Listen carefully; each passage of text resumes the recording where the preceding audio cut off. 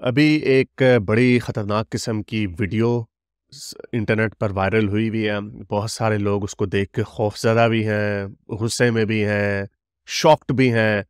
और ज़ाहिर बात है, होना भी चाहिए कि आजकल के ज़माने में, क्योंकि बहुत सारे लोग बड़े डिस्कनेक्टेड हो जाते हैं रियलिटी से। फिर जब रियलिटी हमारे सामने आके खड़ी होती है तो हम शॉक हो जाते हैं कि ऐसा भी दुनिया में होता है। ये तो शायद पहले होता था इस तरह का, अब नहीं ऐसा होता। लेकिन इस वीडियो ने थप्पड़ हमारे मुंह पे मार के हमें जगाने की कोशिश की है कि दुनिया में क्या-क्या कुछ होता है। लेकिन आगे जाने से पहले इस वीडियो को ज़्यादा से ज़्यादा लाइक करें, शेयर करें, सब्सक्राइब करें। अगर इस चैनल को सपोर्ट करना चाहते हैं तो patreon.com/xmuslim पर जाकर पेट्रन भी बन सकते हैं या फिर सुपर थैंक्स के बटन को दबा सकते हैं। तो इस वीडियो ने बड़ा तहलका मचाया हुआ है, बहुत सारे लोग इसको देख के अपसेट हुए हैं।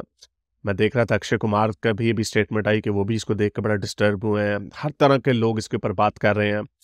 और मेरा भी गट रिएक्शन यही था कि यार ये क्या है ये? पहले मैं समझा कि शायद ये ट्राइबल लोगों ने आपस में ही एक दूसरे को सजा दी है वगैरह वगैरह। बट ऑब्वियसली जब आप सरफेस को स्क्रैच करते हैं तो आपको पता चलता है। तो पहले मैं आपको थोड़े से इसके फैक्ट्स बता दूं। ये मणिपुर में एक गांव में वाकया पेश आया जहां पर 800 से लेके 1000 लोग 4 मई को एक गांव के ऊपर हमलावर हो गए। और वहां से एक फैमिली जो थी जंगल की तरफ भाग गई। उस जत्थे ने, उस मॉब ने उन गरीब लोगों के घरों को जलाया, लूटा, उनसे छीने उनके जो पैसे वगैरह थे, जुल्म किया उनके ऊपर। और जो फैमिली थी वो भागी, उसको रास्ते में पुलिस मिल गई। उन्होंने पुलिस को बताया तो पुलिस उनको मेन हेडक्वार्टर पे लेके जा रही थी, तो रास्ते में मॉब ने उनको फिर से पकड़ लिया। और जो उस खानदान का बाप था 56 साल का, उसको वहीं पे कत्ल कर दिया। और फिर भाई को और 2 बहनों को वापस गांव में ले आए। और फिर आपने ये जो वीडियो देखी ये तब हुई। उन 2 लड़कियों को, बेचारियों को बरहना करके उनको परेड किया गया। जब भाई ने रोकने की कोशिश की तो उसको भी वहीं पे मार दिया। तो ये ऐसा जुल्म हुआ आजकल के ज़माने में। और ज़ाहिर बात है, इसको देख के लोग खौफज़दा भी होंगे, गुस्से में भी आएंगे और सवाल भी पूछेंगे कि ये कैसे हो गया? क्या ऐसे होता है दुनिया में? कुछ मोटी-मोटी बातें ऑब्वियसली इससे साफ पता चलता है कि मणिपुर, जो कि बांग्लादेश के ईस्ट में है, ये 7 सिस्टर्स स्टेट्स जिन्हें कहा जाता है, उनमें से एक स्टेट है, नागालैंड के पास है, नागालैंड के साउथ में है। क्या वहाँ पर लॉ एंड ऑर्डर की ऐसी सिचुएशन है कि पुलिस के हाथ से लोग छीन के ले जाएँ? या क्या पुलिस लोकल लोगों को नहीं बचा सकती? 1000 लोग असलहा के साथ, अपने वेपन्स के साथ एक गाँव के ऊपर हमला कर दें और कोई रोकने वाला नहीं है। तो ये शो करता है कि लॉ एंड ऑर्डर का बड़ा बुरा इशू है। ये शो करता है कि ऑब्वियसली इंडिया एक डेवलपिंग कंट्री है, तो बहुत सारा पैसा वहाँ पे लगाने की ज़रूरत है लोगों को अपलिफ्ट करने के लिए। लेकिन ये इतना आसान नहीं है कि आप पैसे डाल देंगे तो हो जाएगा। मोस्टली क्या होता है कि बहुत सारी जो ये इस तरह की जो स्पेशली ट्राइबल्स जो होते हैं, वो मॉडर्निटी के अवर्स होते हैं। वो मॉडर्निटी को इतना एक्सेप्ट नहीं इतने आराम से करते। तो ये भी एक चैलेंज होता है। उनके अपने लॉज होते हैं, अपने कस्टम्स होते हैं, ऑलबीट के इस बात का उससे कोई ताल्लुक नहीं है। मैं आपको ओवरऑल मॉडर्निटी की बात कर रहा हूँ। और अगर कोई चीज़ मेरे से मिस हो जाए तो please forgive me. I understand my ignorance on that subject. लेकिन मैं इसलिए जनरल बात आपके साथ करने लगा हूँ कि जहाँ पर भी ट्राइब्स होते हैं, उनके अपने लोकल कस्टम्स होते हैं। और जो स्टेट्स होती हैं, जो मुल्क होता है, वो अपनी रेट उसके ऊपर डालने से घबराता है और थोड़ा दूर दूर रहने की कोशिश करता है। ये सिर्फ इंडिया का मामला नहीं है। पाकिस्तान में आपको पता है, फाटा एक एरिया था 47 में जब पाकिस्तान बना। तो फाटा एक रीजन था जहां पे उनको हम कबायली लोग बोलते थे, ट्राइबल लोग, कबाइल ट्राइब को कहा जाता। उनके भी अपने रूल्स और कस्टम्स थे। वहां पर कोई पाकिस्तान के 10-12 कानून होते थे। ये दो के 2018 में उसको केपीके में शामिल कर लिया गया। पश्तून, वो भी पश्तून का ही सूबा है। तो फिर वहां पे अब लॉज बनाए जा रहे हैं। लेकिन वो अपने वहां पे पुलिस को नहीं जाने देते थे, रेंजर्स को नहीं जाने देते थे और अपने ही तरीके से जिंदगी जीते थे। तो उसी तरह ट्राइबल्स जो होते हैं, वहां पर उनको मॉडर्नाइज करना बड़ा मुश्किल होता है, उनको मेन स्ट्रीम में लाना बड़ा मुश्किल होता है।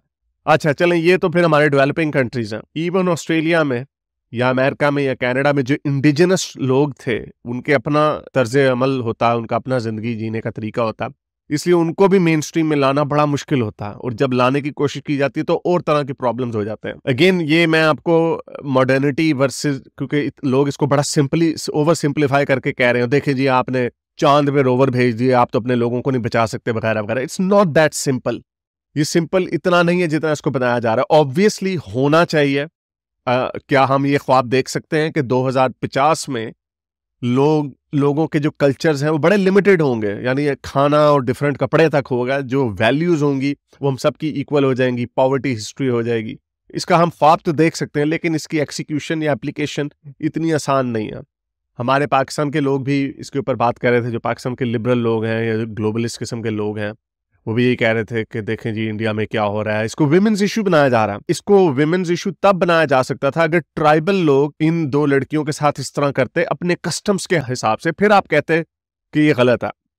जैसे मुख्तार माई के साथ हुआ, जैसे सिंध में कारोकारी की सजा दी जाती है, या जैसे बहुत सारे वाकयात ट्राइब्स में होते हैं जहां पे फैमिली वाले खुद सजा देते हैं। ये वो केस नहीं है। ये एक केस ऐसा है कि गब्बर सिंह ने हमला कर दिया गांव के ऊपर और उधर के बेचारे सादा लोगों के ऊपर जुल्म किया। तो that is very similar to that. तो इसलिए इसको ओवर सिंप्लीफाई लोग कर रहे हैं। इवन मैंने भी इसको कुछ 4-5 न्यूज आर्टिकल्स पढ़े, फिर समझने की कोशिश की कि मणिपुर कहाँ पे है, ये क्या ट्राइबल्स का इशू है। 4 मई को 2 महीने पहले ये वाकया हुआ, 2.5 महीने पहले वाकया हुआ। उससे पहले प्रोटेस्ट चल रहे थे, वहां पे बहुत सारी फॉल्ट लाइन्स हैं। वो ये नॉन ट्राइबल लोग थे जिन्होंने ट्राइबल लोगों के ऊपर हमला किया। सो इसमें बहुत सारे न्यूआंसेस हैं, लेकिन इसलिए इसको ओवर सिंप्लीफाई कर देना, I think that would be injustice. लेकिन having said all of that, जब भी इस तरह का कोई वाकया होता है तो स्टेट की रिस्पॉन्सिबिलिटी होती है कि now they have to take action.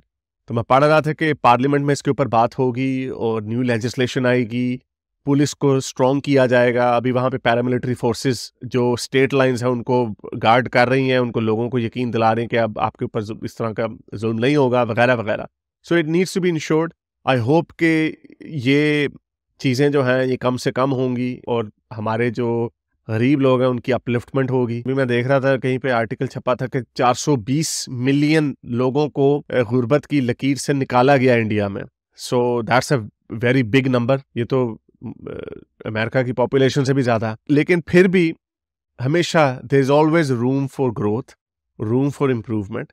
तो ये जो बहुत सारे, आई एम श्योर बहुत सारे ऐसे गरीब लोग हैं जहाँ तक अभी प्रोग्रेस नहीं गई, लेकिन इसको भी ओवर सिंप्लीफाई करके सारा स्टेट के ऊपर नहीं डाला जा सकता। इसलिए मैंने आपको ये बताया कि जो ट्राइबल लोग होते हैं वो चेंज अवर्स होते हैं। मेरे साथ मेरी एक बात हुई थी एक दफ़ा एक इंडियन ट्राइबल लड़के से, जो रहता तो दिल्ली में था लेकिन अपने ट्राइब को बड़ा ग्लोरीफाई कर रहा था कि हमारी ट्राइब में लाइफ बड़ी अच्छी है, बड़े सिंपल लोग हैं, हम गाँव में रहते हैं, नदी से पानी निकालते हैं, वगैरह वगैरह। But then I asked him कि आप दिल्ली में क्यों रहते हैं? आई थिंक वो किसी बड़े शहर में ही रहते थे, अपार्टमेंट में। एसी क्यों चलाते हैं? आप अपनी अच्छी जॉब को क्यों एंजॉय कर रहे हैं? सो लोग अपने जो कस्टम्स हैं, कल्चर्स हैं, इंडिजिनस कल्चर्स को बड़ा ग्लोरीफाई और रोमांटिसाइज करते हैं। सो आई थिंक मॉडर्निटी ही सोल्यूशन है अर्ली डेथ को अवॉइड करने का, क्वालिटी ऑफ लाइफ को इम्प्रूव करने का, और अपने एज अ ओवरऑल अपनी सोसाइटी को अपलिफ्ट करने का। तो बड़ा डरावना वाकया था। आई थॉट कि इसके ऊपर बात करना ज़रूरी है और अपना थोड़ी सी अपनी ओपिनियन दे दूं, ऑलबीट मैं ये जानते हुए कि मैं इसमें एक्सपर्ट नहीं हूं, लेकिन मैंने आपको इसलिए बड़ी सरफेस लेवल पे ऊपर की बात आपके सामने रखी है। उम्मीद करता हूं आपको ये वीडियो पसंद आई होगी। इसको लाइक करें, शेयर करें, सब्सक्राइब करें। अगर इस चैनल को सपोर्ट करना चाहते हैं तो patreon.com/xmuslim पर जाकर पेट्रियन भी बन सकते हैं, या फिर नीचे सुपर थैंक्स के बटन को भी दबा सकते हैं। अब तक के लिए इतना ही, अगली वीडियो तक साइंस हाफिज। अगर आपको मेरी ये वीडियो अच्छी लगी तो मेरे चैनल के मेंबर बनिए, पेट्रन बनिए, या फिर आप मुझे बाय मी या कॉफी में भी सपोर्ट कर सकते हैं।